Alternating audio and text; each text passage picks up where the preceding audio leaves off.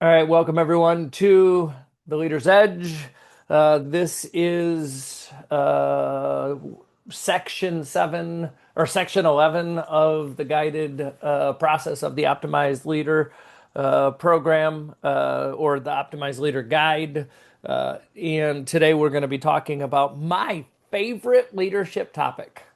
Believe it or not, this is the one I find the most humbling and the most satisfying.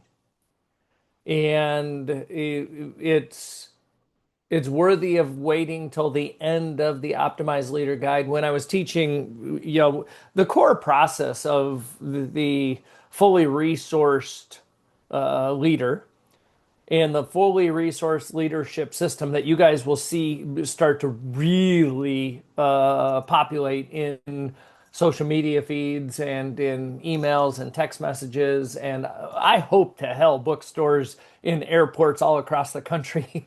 But it's like the fully resourced system was born out of the journey that I was in. The journey that I was in was I was teaching the ultimate leadership transformation, how to transform yourself, how to transform your team, how to transform a culture from whatever it was to whatever it is. But that process of the ultimate leadership transformation seemed to always have a starting point and an ending point. And that never sat well with me. Anytime there's a starting point and an ending point, that's where leadership falls off.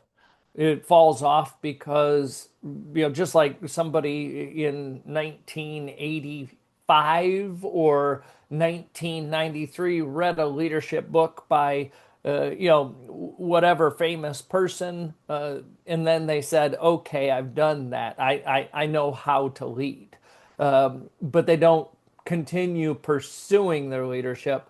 That's where the leadership deficit began, was when people stopped reading the leadership book, and not just reading the leadership book, but applying the leadership lessons that are in the book repeatedly.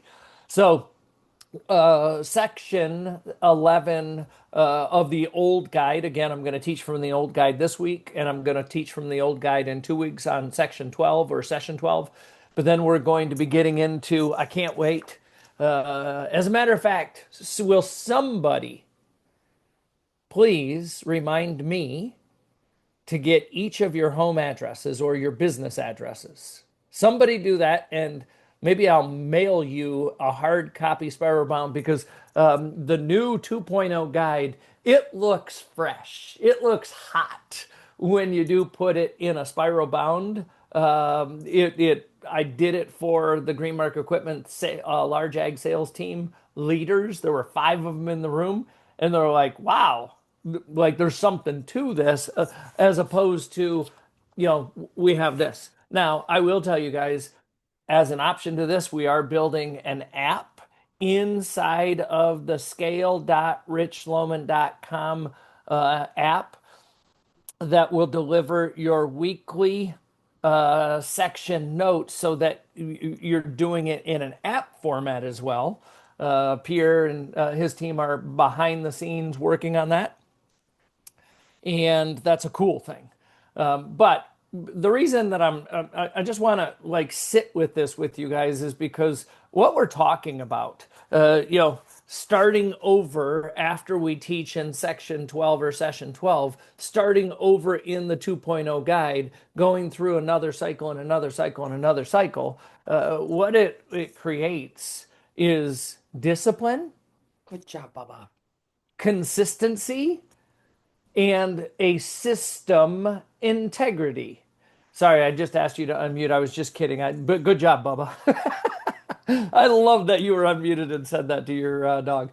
But system integrity, and that's what I want you guys to really think about this as a system, because systems that have integrity mean, it means that there is discipline and there is consistency to the usage of the system.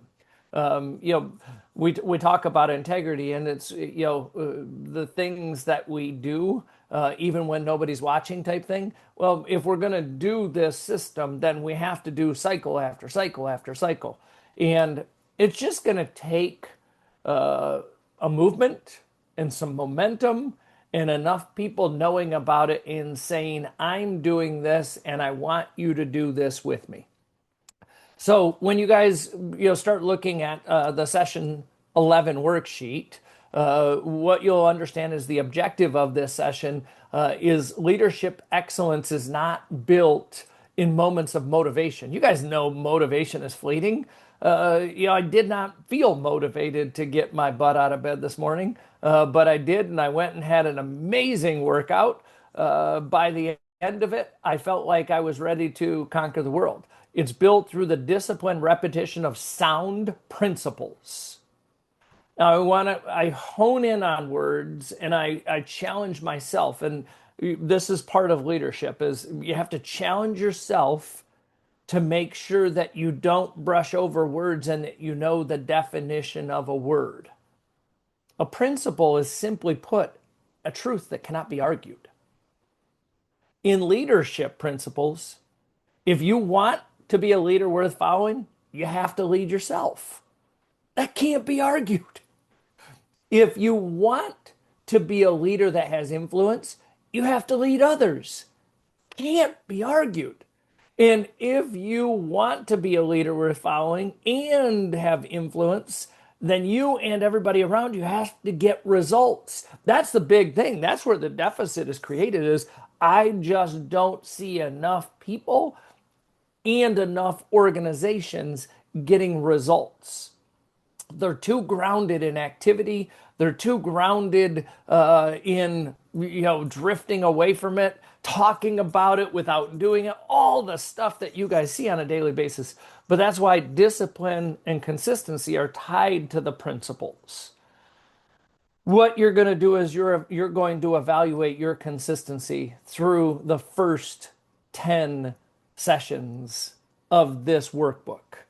You're going to evaluate yourself on a scale of 1 to 10. You're going to identify where you drift away from this system. Because if, in all likelihood, we all drift. And it's momentary lapses away from our mental standard of focus.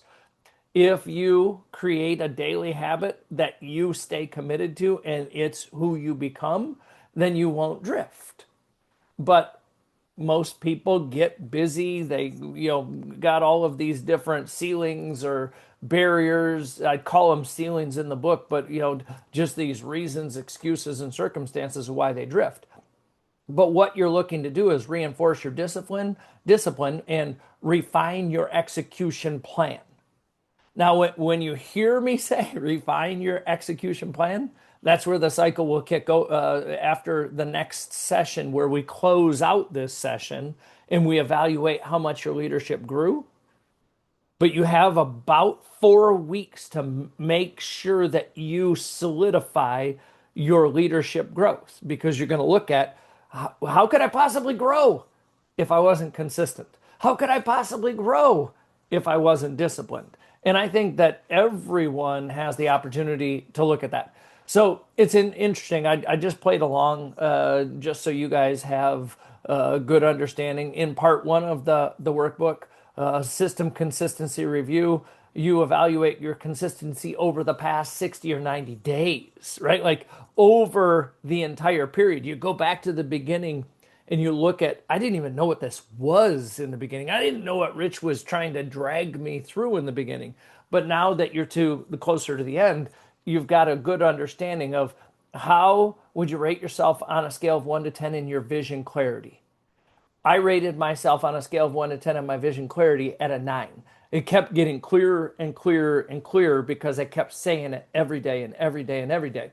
But I will promise you, the vision that I had at the beginning of this series or this cycle, this is a 24-week cycle.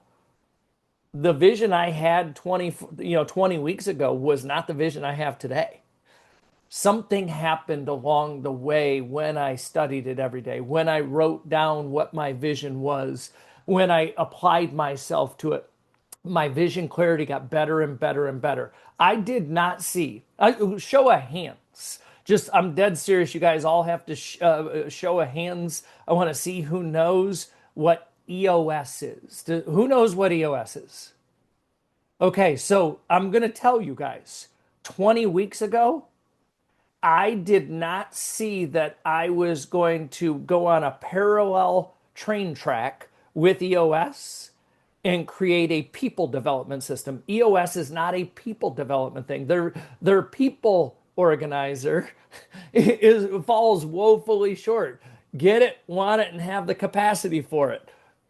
I've got 96 pages of a guidebook that says you don't know if you get it, want it, or have the capacity for it if you don't go through a 12-week cycle repeatedly over and over and over again, because sometimes growth just doesn't kick in when it's supposed to. But 20 weeks ago, I never had the vision that I was going to create a system that would challenge the way businesses all over North America talk about, prioritize, and optimize leadership, because that's what's missing in everywhere. John Maxwell's never put a system together. It's mind blowing to me that other leadership development people have never put a system together so that we could repeatedly go through the system the way somebody has an L10 every damn week or every 2 weeks. Like, that's a system that you repeat. It's a system where the vocabulary becomes part of the culture.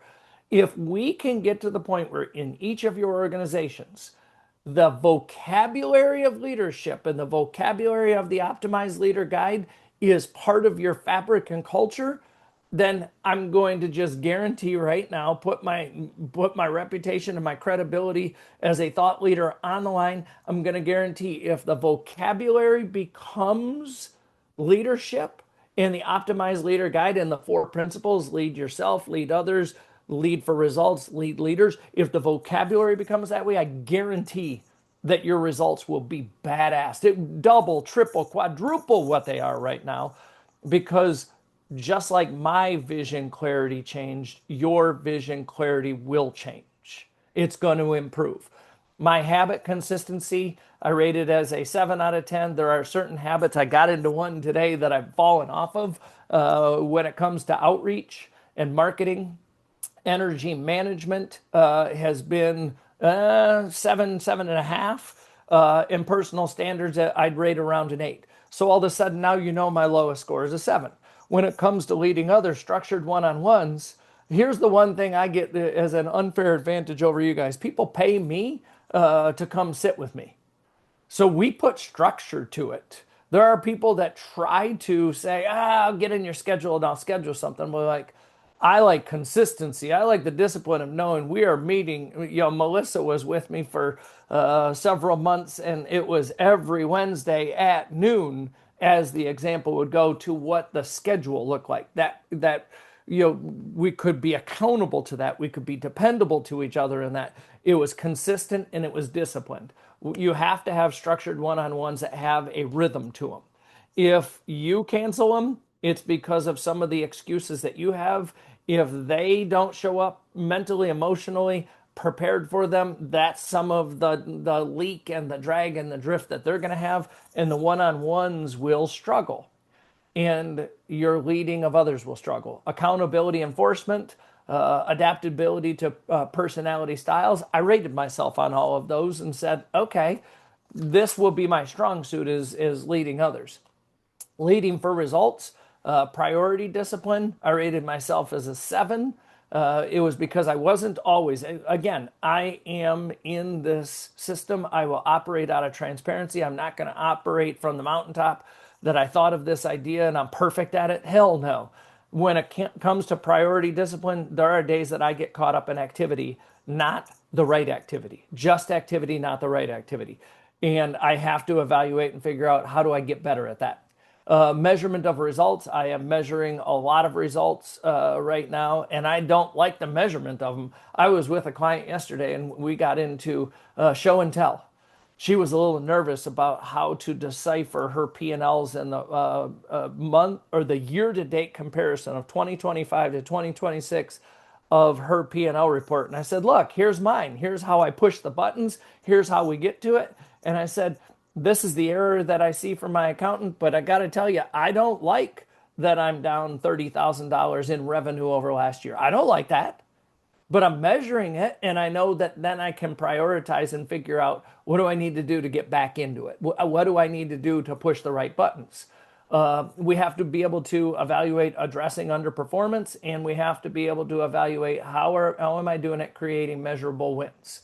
That's what you guys are going to do this week is rate yourself on a scale of 1 to 10 so you can evaluate each of the four principles. I will tell you that I'm not going to talk right now about lead leaders because we learned last week in the discussion that we're not ready for that. And nor should we think we're ready for that all the time. We just know it's out there and it will help our organizations become stronger.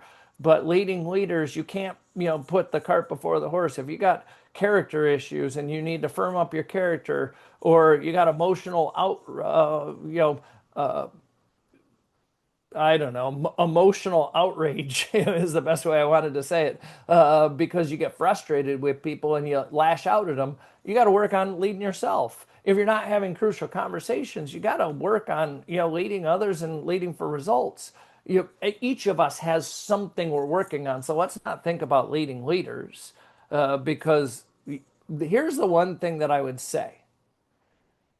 It would be very difficult for anybody to assume that they should be a leader type person if they don't have their own leadership system. The reason that I created the fully resourced leadership system is because I couldn't find a system out there that I could use as somebody else's. Now I have a system that I hope that everybody in the world will use, because now we can figure out how we're going to get to the leader stage, because that is the best ROI, but we can't put the cart before the horse. What you're going to do is then evaluate what's your lowest score and why the hell is it your lowest score, so that you can start to evaluate what are you going to do to get better. When the part two kicks in, you have a discipline check. Leadership breaks down in small compromises, small ones, not big ones. It's never, and that's rarely the big ones. Where have you skipped your habit development? You said at the beginning of this is the habit I want to create. Like, where have you skipped on it? Look back over and figure out, have I, like, a habit is a thing you repeatedly do. Where have you not done something? Avoided hard conversation. A lot of people, especially S-style people, do avoid the hard conversations. I know we've gotten some wins under our belt with it, and people are getting better and better and better at that. We're going to keep getting better, because when you get better at it, your influence around you grows. Where have you lowered a standard just this once? I just don't have it today. I just don't feel it today. Where have you lowered that, and how do you take inventory of that standard and increase it again? Where have you lost structure in your calendar? That's the one that I'm paying attention to, is losing structure in my calendar. My calendar should have a rhythm and a structure to it. And it's a combination of saying yes to too many things.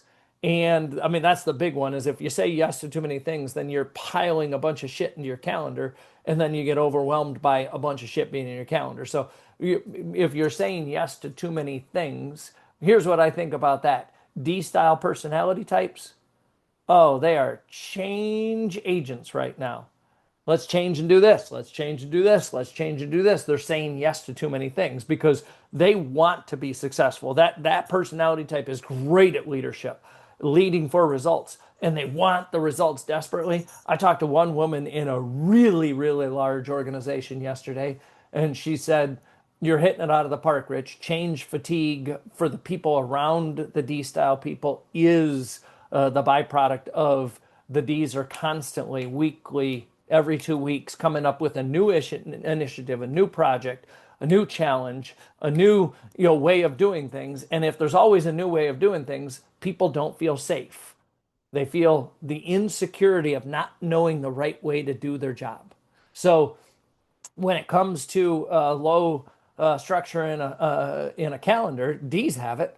I's, oh my gosh, I's have it. Spontaneity, squirrel-like moments, all over the place, like just making decisions on impulse, and that loosens up your calendar because it's not a system and a vetted way of saying yes and no to things. S's, they're just not there yet. They're just slow right now. And S's really want everybody to be happy. Can we all sing Kumbaya? And as S's do that, they say yes to everything. They say yes to everyone. And then C's, they're too quiet. Speak up. Tell us we're losing our structure. Tell us that we're saying yes to too many things because you're probably trying to solve it because you're a perfectionist, but it's illogical in your head why we're saying yes to all these things. But you're sitting quietly in it. You have to, as a C style person, speak up. So I do think it's a personality type that every one of the four fall into, but evaluate your own discipline to it. Evaluate your own discipline to whether your calendar is losing structure. Because if you have a structured way of being successful and then you modify it, you're losing the structured way. Stopped measuring results. Maybe you just said, the results will report themselves. I'm not going to measure it. That's dangerous.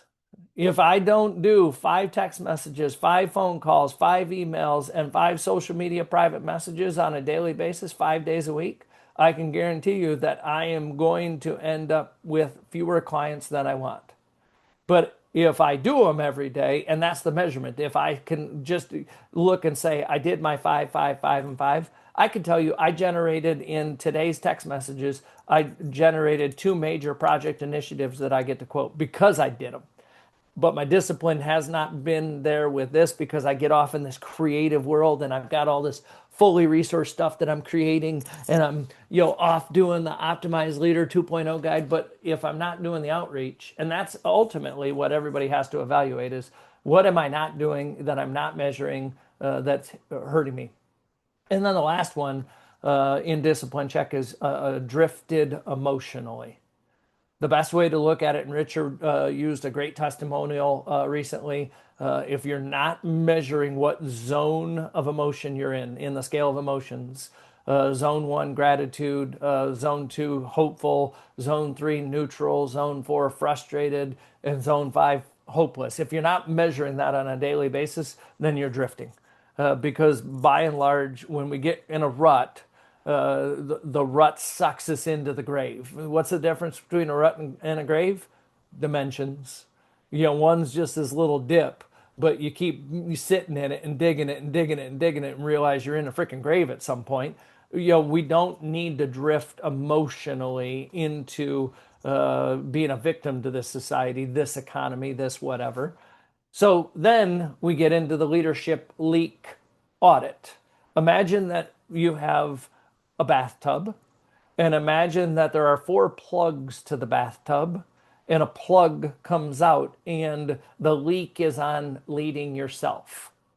Imagine that you plug that one back in, but then leading others, the plug comes out and the water's leaking. The leadership is leaking out the tub.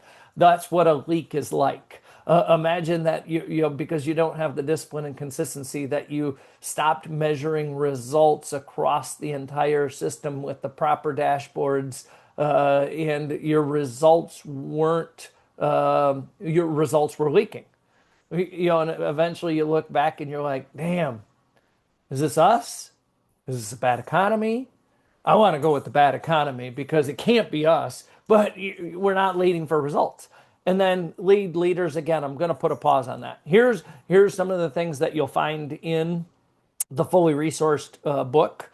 If you don't have a copy of the manuscript, you should. I need you guys to talk about it with me. I need you guys to share with me what your thoughts are on the manuscript, because we are every day looking at editing different parts of the book to get a final version by the end of the month of July. But there is a chapter later in the book that talks about leadership ceilings. Those are like leadership leaks. Lead yourself leak. It sounds like this. I've done this already, and I don't know why I have to keep doing it. right? That's a leadership leak is where you don't want to do it anymore because if you don't do it anymore and you're the leader, nobody else is going to do it anymore. If they're not doing leadership anymore, which is a verb, then what are they doing? That's when your people start drifting and resigning or quitting. That's when you want to fire people because they're not doing. Leadership is a doing. They're not doing what they're supposed to be doing. So I've done this already, can be a toxin. Leading others, I've been too busy to do that. Oh, that's dangerous. I got too many activities and tasks on my plate to lead others. So I canceled the one on one for 4 weeks in a row. I told a story in the book about a guy that he I texted him and I think it was I don't remember the exact dates, but it was well over a month later that he texted me back. In his first, I'm so sorry, Rich, I've just been so busy. That's a leadership leak. Now, that's for that guy to figure out because I don't coach him. I coach about 80 people in his company, but I don't coach him, and he's not willing to go on a growth journey. But it just told me why does his company have a leadership gap problem? It's because people do what people see. If he's always too busy, then they're always too busy. Nobody has to do leadership. They don't have to do the relationship of others. Get back to each other, follow through with things, be disciplined, be committed, be consistent at the communication even. Lead for results, it looks like this. And when it's a leak, it's not my fault. The economy is soft. Bullshit. Pardon the expression, but anybody can do anything that they stay focused on mentally, physically, emotionally, locked in to the vision of success with problem solving in their pocket as a hammer, and you just go pound the hell out of the problems until you resolve every one of them. You'll be successful in a soft economy. I remember when I was getting into real estate. This was back like 2003. And real estate wasn't like booming in 2003 because things did slow down post 9/11 economically. There was people like it was 2005 and somebody said, "What the heck are you doing in real estate?" I said, "I'm kicking ass." And they're like, "How?" I said, "I walk into the office at 7 o'clock like it's corporate America, and I close my door so that when people show up at 10 o'clock, they can't interrupt me.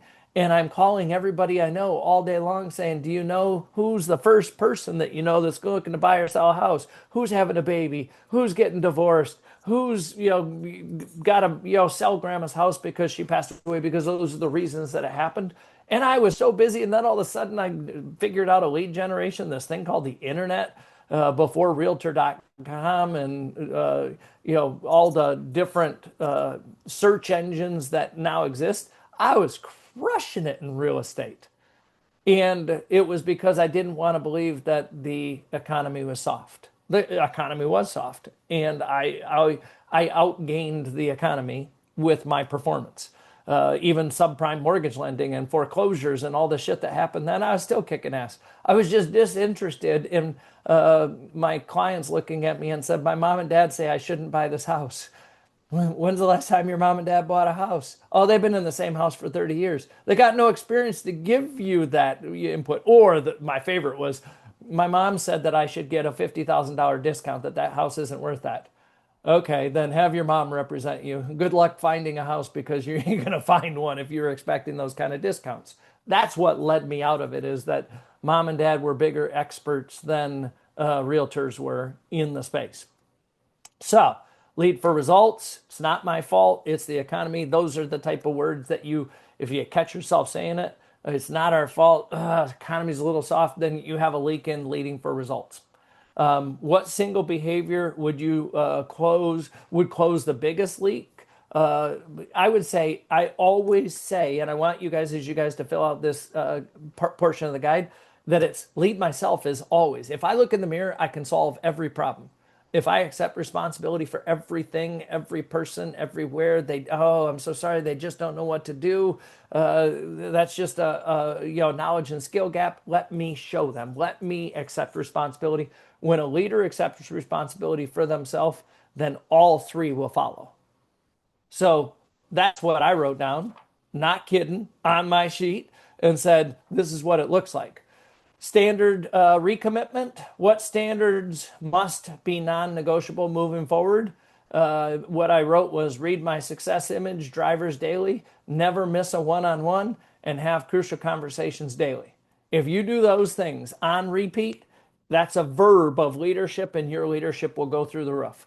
There are other examples, weekly meetings, habit practice, immediate follow up after crucial conversation, clear written priorities every Monday, minor Sunday. But in it, uh, then you have to answer what will you do if you violate it?